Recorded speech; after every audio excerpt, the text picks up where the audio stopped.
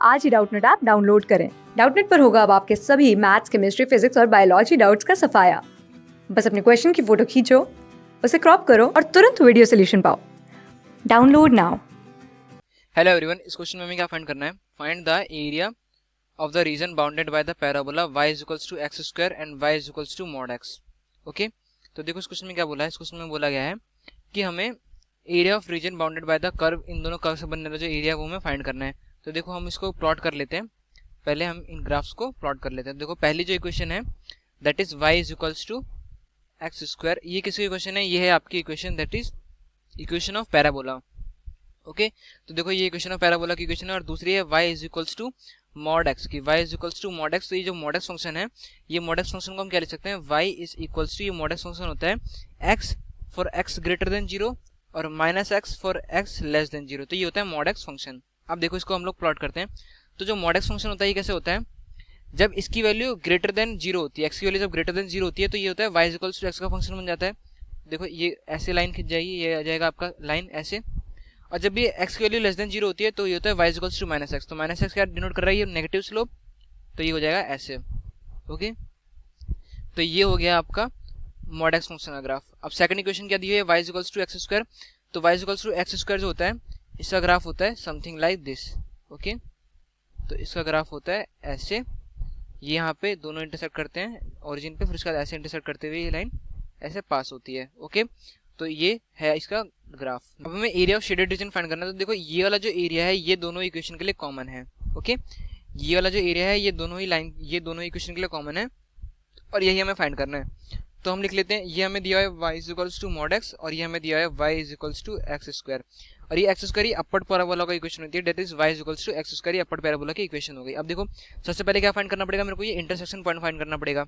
Okay, और ये दोनों जो एरिया है ये क्या होंगे? इक्वल होंगे। जितना एरिया साइड होगा उतना एरिया इस साइड होगा, क्योंकि ये सिमेट्रिक ग्राफ है। ओके, तो देखो यहाँ पे पहले हम लोग क्या करते हैं, ले लेते हैं for x greater than 0 function क्या होती है? y is equals to x होती है ये।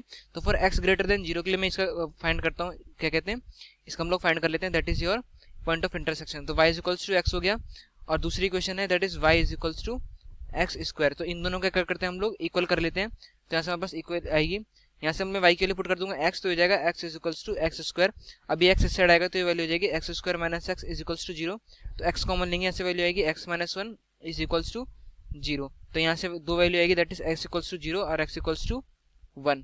तो ये जो इक्वेशन है that is y is equals to x और y is equals to x square, ये दो पॉइंट पे इंटरसेक्ट करेंगे। एक तो आपका 0,0 पे इंटरसेक्ट कर रहे हैं और दूसरा कहाँ पे इंटरसेक्ट कर रहे हैं? दैट इज सेकंड पॉइंट जो है वो इंटरसेक्ट कर रहे हैं 1 पे।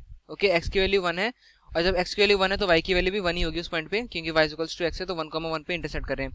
सिमिलरली जब आप y is equals to minus x put करेंगे तो यहाँ पे भी दो इक्वेशन आएंगे, दो पॉइंट ऑफ इंटरसेक्शन आएंगे। पहला तो आएगा 0,0 और दूसरा आएगा आपका value that is minus 1,1। Okay, minus 1,1 दूसरा पॉइंट ऑफ इंटरसेक्शन आ गया। देखो कैसे, y is equals to minus x, ये सेकंड इक्वेशन है, और y इज इक्वल्स टू और वैल्यू एक्स स्क्वायर। अब ये x के लिए पुट करेंगे दैट इज, तो हो जाएगा x, ये हो जाएगा y is equals to minus x is equals to x square. तो x को इस साइड ले जाएंगे तो वैल्यू हो जाएगी x square plus x is equals to 0। अब यहाँ से हम लोग x कॉमन लेंगे तो वैल्यू हो जाएगी x plus 1 is equals to 0। x plus 1 is equals to 0, तो यहाँ से हमारे पास 2x की वैल्यू आएगी, that is x equals to 0 और x इक्वल्स टू माइनस 1। और y is equals to minus x है, y is equals to minus x है तो y की वैल्यू क्या आ जाएगी? x की 0 के लिए 0 और x की वैल्यू माइनस 1 के लिए y की वैल्यू क्या आ जाएगी? 1। तो ये आ गए हमारे दो पॉइंट ऑफ इंटरसेक्शन। ओके, ये आ गया हमारे पॉइंट ऑफ इंटरसेक्शन। अब देखो हमें एरिया फाइंड करना है। तो एरिया हम लोग कैसे फाइंड कर लेते हैं? एरिया हम लोग फाइंड कर लेते हैं कि हम लोग इंटीग्रेट कर देते हैं इस y is equals to mod x की ग्राफ को फ्रॉम 0 to 1, और उसमें से अगर हम लोग एरिया सब्ट्रैक्ट कर दें किसका? एरिया ऑफ पैराबोला का फ्रॉम 0 to 1। तो ये वाला एरिया सब्ट्रैक्ट कर देंगे इस पूरे एरिया में से, इस पूरे एरिया में से अगर हम लोग ये वाला एरिया सब्ट्रैक्ट कर देंगे, दैट इज ये वाला एरिया सब्ट्रैक्ट कर देंगे तो हमारे पास ये रिमेनिंग एरिया आ जाएगा। तो देखो इसको लिख लेते हैं हम लोग।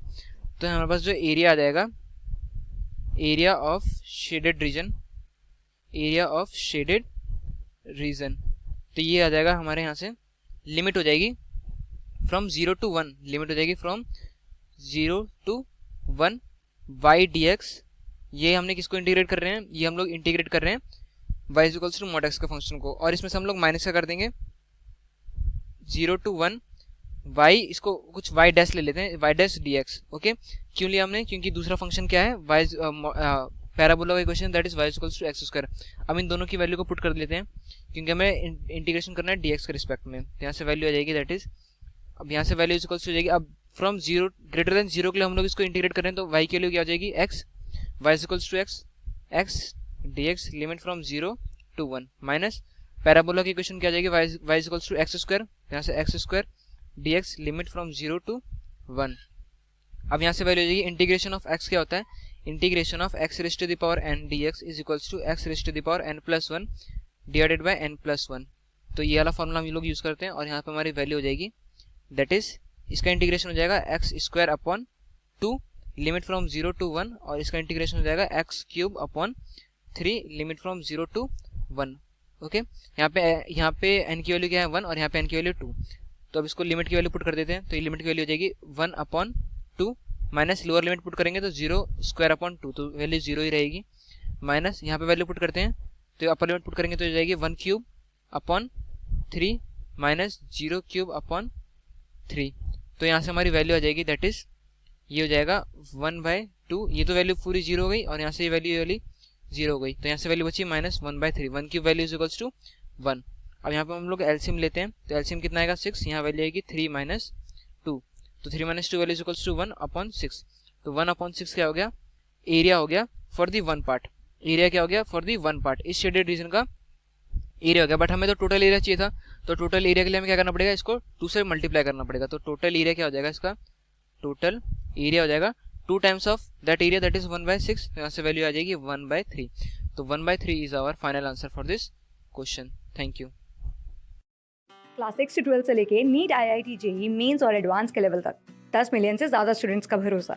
आज ही डाउनलोड करें डाउटनेट ऐप या व्हाट्सएप कीजिए अपने डाउट्स 8400 400 400 पर।